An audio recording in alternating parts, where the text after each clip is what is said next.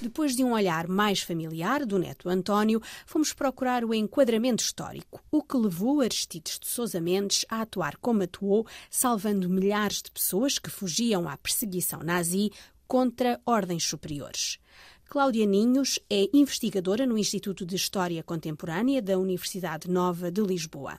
Participou no projeto Nunca Esquecer, para que a memória histórica nunca se apague, com um livro sobre Aristides de Sousa Mendes. Eu fui convidada pela Imprensa Nacional, Casa da Moeda, a escrever um dos 3 volumes da coleção Essencial, uma coleção que surgiu no âmbito do projeto Nunca Esquecer, que foi aprovado pelo governo português através de uma resolução do Conselho de Ministros no ano passado.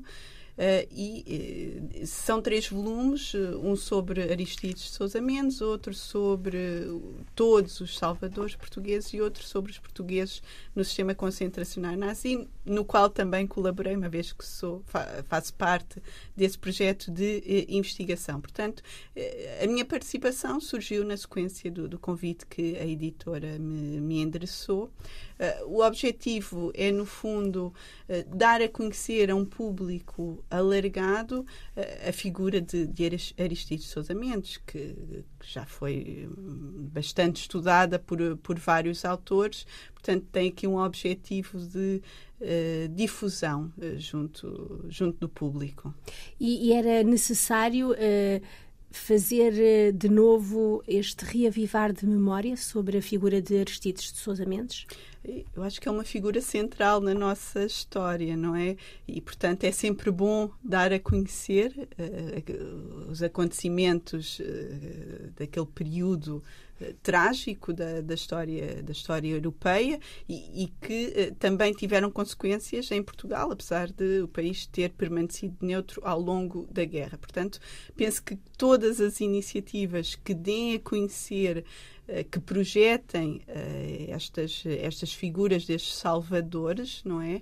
São de louvar, e é muito importante levá-los a um público cada vez mais vasto, nomeadamente aos mais jovens. Porque a figura de Aristides foi muito apagada no antigo regime, por a tal desobediência que acharam que ele cometeu enquanto cônsul-geral de Portugal em Bordeus, mas o pós-25 de Abril também não reavivou a memória de Aristides de Sousa Mendes. Porquê é que é este esquecimento? No seu entender, que leitura é que faz para estarmos tantos anos, tantas décadas, no esquecimento desta figura?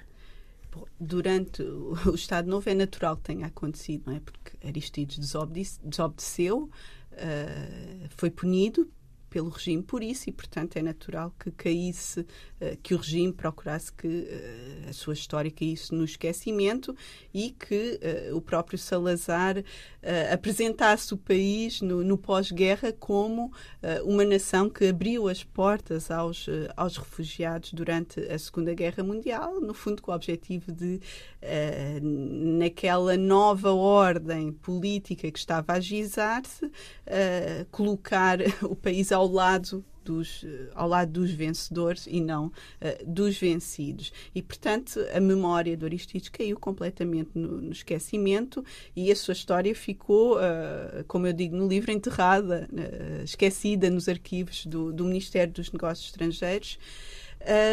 Logo depois do 25 de Abril, pouco depois, enquanto Medeiros Ferreira foi Ministro dos Negócios Estrangeiros, houve ali uma tentativa de reabilitar Aristides, mas que acaba por não ter seguimento. Não se percebe muito bem porquê, a documentação é bastante lacónica em relação a isto. E depois, de facto, só na década de 80 é que ele é reabilitado, reintegrado na carreira e homenageado pelo então Presidente da República, Mário Soares. Portanto, é uma memória que cai no esquecimento e que demora muito tempo até ser recuperada. E o mesmo por parte da historiografia, não é? Mas também, se pensarmos que Depois do 25 de Abril estava praticamente toda a história contemporânea de Portugal por fazer. O processo é muito lento. As primeiras teses, os primeiros trabalhos sobre a neutralidade portuguesa datam do final da década de 80, início da década de 90. E só, de facto, a partir daí começam a surgir outras investigações sobre a questão da opinião pública durante a Segunda Guerra Mundial, do horror nazi e depois dos refugiados judeus que passaram por Portugal. E é também na década de 90 que surge o documentário da Diana Andringa, que tem um papel, claro, muito importante na divulgação de toda a história do Aristides de Sousa Mendes. Essa reintegração que falava há pouco na carreira foi feita por Jaime Gama, na altura, década de 80. Em 90, há um repto à própria família para que criem uma associação, uma fundação, e daí nasceu a Fundação Aristides de Sousa Mendes. Também pode ter ajudado, a partir daí, a divulgação da sua própria história? A Fundação só surge no ano 2000.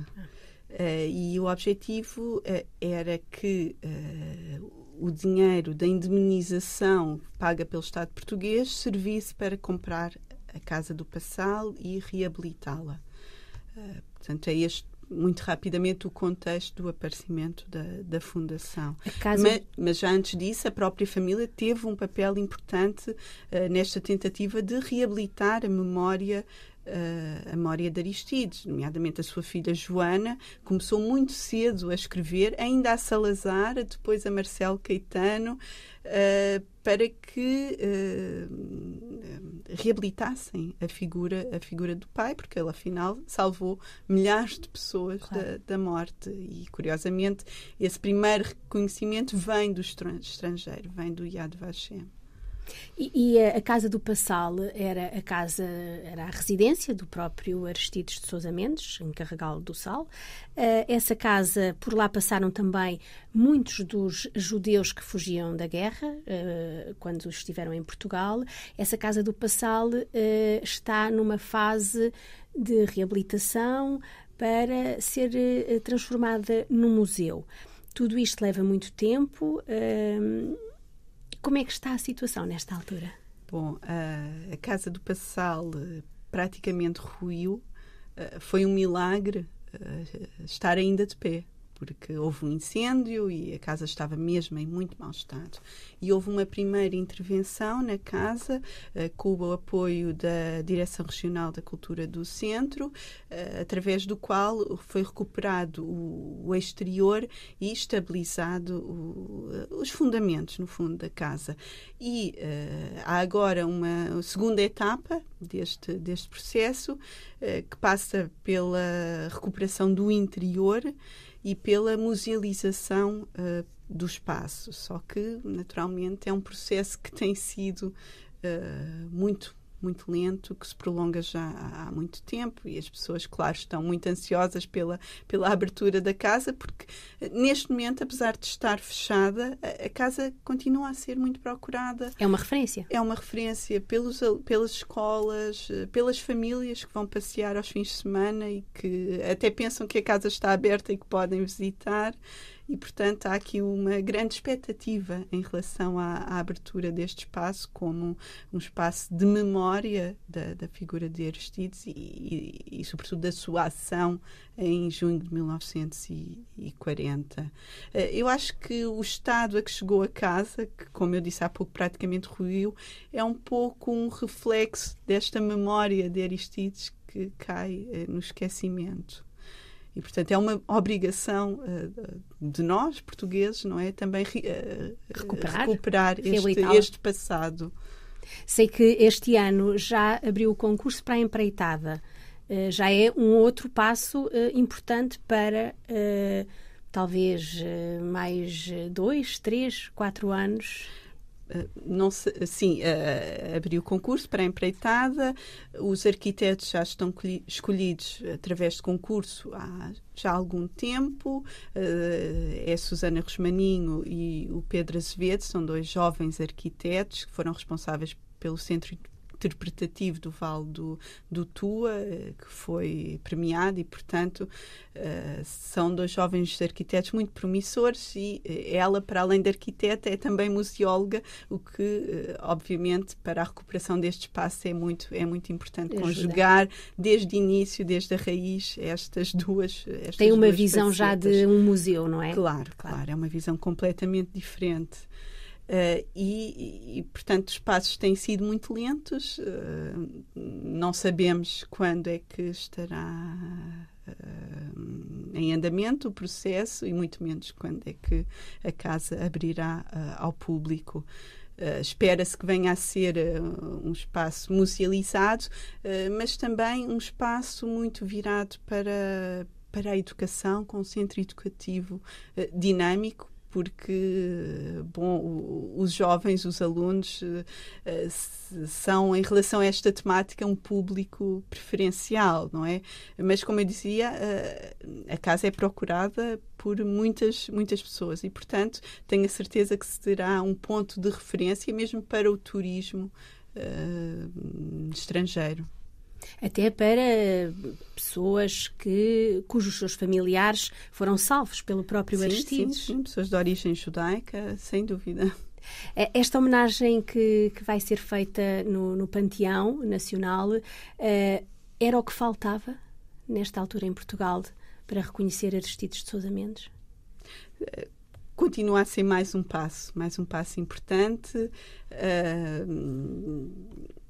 Há ainda muito a fazer e eu acho que o que falta é mesmo a casa. Esse é o passo essencial neste momento, é abrir a casa como um espaço de memória dedicado a Aristides. Falou-me há pouco no público-alvo, se assim podemos dizer, que serão os jovens.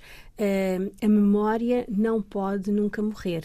E esta memória desta parte da história não pode cair no esquecimento. Não pode, porque é um período trágico da nossa história, em que mesmo hoje em dia parece que de alguma forma estamos a revivê-lo. É certo que o contexto é completamente diferente, mas face ao contexto atual, à crise dos refugiados, à ascensão da extrema-direita, é importantíssimo olhar para o nosso passado e compreender as linhas, o contexto. E, claro que os jovens, para eles é muito importante. E, de facto, é um tema que os próprios professores fomentam muito nas escolas. Eu própria tenho ido várias vezes às escolas falar sobre estas temáticas e noto que há um grande interesse. Há curiosidade. Muita curiosidade por parte dos alunos. De facto, é dos temas que os alunos mais gostam. E é importante que, ao conhecermos a história, não se caia outra vez nos mesmos erros. Bom, essa é a aspiração que nós temos, obviamente. Infelizmente, as coisas na prática não são bem assim. Parece que não aprendemos. Parece que nunca aprendemos com o passado, não é? O que é que gostaria de destacar enquanto estudiosa desta época e de Aristides de Sousa Mendes? O que é que gostaria de destacar da figura? Bom, há muitos aspectos, mas ali aquele mês de junho de 1940 é um mês de facto muito marcante na vida de todas aquelas pessoas, com a viragem da guerra para o Ocidente, com o ataque de países como a Holanda, a Bélgica, por fim a França, e com a fuga massiva de refugiados que procuram, de refugiados e de franceses que tentam sair do território antes que o exército alemão os alcance. E, portanto, aquele período de caos, de êxodo que se vive em França é muito marcante. E depois todo o processo que Aristides é alvo, e que é documentação muito interessante que se encontra disponível na internet, no site Vidas Poupadas, que foi uma exposição organizada pelo Instituto Diplomático e que pode ser consultada, e que tem documentos, tem, por exemplo, a defesa, a nota de culpa do Aristides, e em que é possível perceber porque é que Aristides agiu daquela forma no mês de junho de 40, porque é que ele desobedeceu às ordens que eram muito claras da parte do regime e que iam no sentido de fechar as fronteiras do país, nomeadamente a algumas categorias de estrangeiros. Os judeus, os apátridas, os russos eram, obviamente, essas categorias. E, portanto, destacaria este período de junho de 40 e depois todo o processo. Aristides de Sousa Mendes, quando toma esta decisão, sabe que corre sérios riscos, tanto na carreira como até, eventualmente, de vida, mas continua a fazê-lo. Sim, ele já tinha sido admoestado por parte do Ministério dos Negócios Estrangeiros, porque desde final de 1930 e 39, quando saiu a circular número 14, desde essa altura que ele começa a desobedecer e a conceder vistos de forma irregular contra as instruções do regime, de forma esporádica. E ele é admoestado diversas vezes por Lisboa e sabia perfeitamente que uma nova infração seria objeto de um processo disciplinar por parte do Ministério. Portanto, creio que quando age daquela forma, muito pressionado pelas circunstâncias, pela situação caótica que se vivia. Aliás, o Bivar Brandeiro, que era secretário da delegação de Portugal em Paris, ele tem uma descrição muito comovente deste período, e percebe-se a situação caótica de desespero que aquelas pessoas vivem. E, portanto, o Aristides é muito pressionado por toda esta situação. E claro que quando decide desobedecer, e falo de forma massiva, concedendo vistos a todos os que lhe pediam, e depois vai mesmo a outro consulado português e ordena ao nosso cônsul que também conceda vistos, falo de forma consciente que ia ser alvo de um processo. Se calhar acreditou que o regime voltaria atrás e compreenderia as suas razões. É isso que ele tenta explicar na defesa. Mas naquele momento ele sabia provavelmente o que é que iria acontecer. Essa desobediência de que tanto se fala, no fundo, para ele foi uma obediência à sua própria consciência. Exato, sim. Ele, uma das questões que os historiadores colocam sempre é o que é que leva, não é, estas pessoas a colocarem muitas vezes em risco a sua vida, a colocarem em risco as suas carreiras, a sua família, e a ajudarem pessoas que não conheciam de lado nenhum. E ele explica muito bem que o faz por questões de humanidade. Portanto, ele sabia que aquelas pessoas seriam perseguidas pelo regime nazi. Até mortas? Nesta fase ainda não estamos no período do Holocausto, não é? Mas mesmo assim a opinião pública tinha consciência daquilo que se estava a passar na Alemanha desde os anos 30, não é? O que foram as leis de Nuremberg, a Noite de Cristal, tudo isto era conhecido. Portanto, sabia-se que as pessoas eram perseguidas. Qual era o caminho? Qual era o caminho. E, portanto, ele fala por questões de humanidade. E são esses valores que Aristides passou, passa e continuará a passar, e esta homenagem é simbolicamente o culminar de topo daquilo que se pode fazer pelos valores que Aristides cumpriu na sua vida? Sim, ele evoca estes valores humanistas, não é? E que devemos tentar mobilizar e incutir, nomeadamente nos jovens. Portanto, esta empatia que é tão importante face ao outro. E é por isso que a figura do Aristides é tão importante que seja ensinada nas nossas escolas, porque que, bom, este período de turbulência, não é? Também muitas vezes nos chama e somos confrontados também com questões que ele próprio enfrentou na década de 40. E isso por vezes é fácil compreender o passado e estabelecer empatia com essas pessoas que viveram no passado, por vezes com o presente, não é? E com os refugiados da atualidade é mais difícil. E esquecemos um bocadinho de olhar para o outro. Para o outro. Professora, muito obrigada. Até breve. Obrigada. Muito obrigada.